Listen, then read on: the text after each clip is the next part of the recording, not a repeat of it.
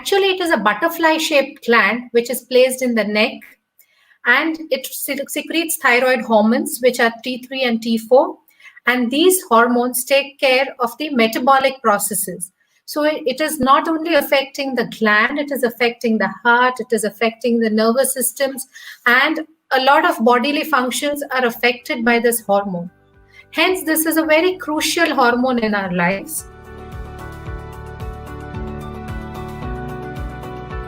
We can bifurcate them into two.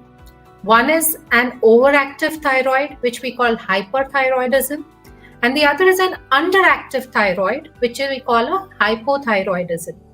Now, hypothyroidism is much more prevalent, so we are going to discuss hypothyroidism today, and it is divided further into two subtypes. That is the subclinical hypothyroidism, which is very much common. The incidence is around 2 to 3%. And the other is overt hypothyroidism, which is less common.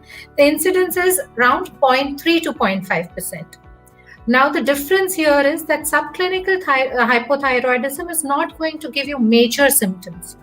Overt, the mother may realize that there's something really missing, there's something abnormal. So she will go to the doctor, tell her symptoms, and the doctor may advise a test. But subclinical hypothyroidism, the symptoms may sometimes resemble the normal pregnancy symptoms. That is fatigability, constipation, increased somnolence. So there is an overlap of these symptoms, and sometimes it is difficult to identify subclinical hypothyroidism. And why is it essential? Because the mother is going to supply the hormones to the fetus up to at least the 5th month of pregnancy. So what happens in the fetal thyroid is that by 7th week, the fetal thyroid gland starts becoming visible. Now this gland starts trapping iodine and starts formation of iodine by around 12 weeks. By 14 weeks, more or less some iodine is being formed, but the actual production starts around 18 to 20 weeks. That is around 5 months of pregnancy. Till then, the fetus is more or less responsible for its thyroid requirement on the mother. So supplementation of thyroid hormone in the mother is essential. And what we are worried about is that this hypothyroidism can affect both the mother and the fetus. In mother, there can be fertility issues. There is a higher chance of miscarriage in case the female conceives. Over and above that, if the pregnancy is ongoing, then there is a high chance of having gestational hypertension, that is increased blood pressure during pregnancy. There's also a chance of developing postpartum hemorrhage or abruption, both of which can be life-threatening. And there is a chance of development of anemia as well. Talking about the fetus, hypothyroidism in the mother can lead to preterm birth of the fetus. It can cause some respiratory distress in the fetus, and low birth weight babies have been encountered. The most important complication which we are worried about is fetal neurocognitive development, which may be affected if hypothyroidism is completely uncontrolled.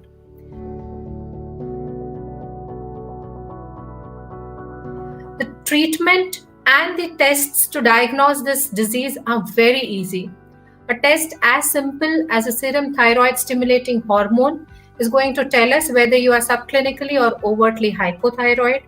It is a single blood test and it is very easily accessible. So all of you can get that blood test done even in the comfort of your homes. And the treatment is simple as well. Depending on the levels of the thyroid hormone which your report shows, the doctor in coordination with your endocrinologist may put you on a single tablet, and the dose may be varied according to the trimester of pregnancy. So it is good to monitor your thyroid hormones during the entire pregnancy. And those of you who are already hypothyroid and are already on medications for that need to know that there will be an incremental increase in the dose during pregnancy, because you have to supply for the fetus as well. And this increment may be in the range of 25 to 50% during the entire pregnancy. For a pregnant female, the normal thyroid levels are less than 2.5 in the first trimester. And we can go ahead with a pregnancy if the thyroid levels remain around 3 in the second and the third trimester. So it is not like routine non-pregnant patients, don't compare your levels to the routine non-pregnant patients. So this is an important take-home message.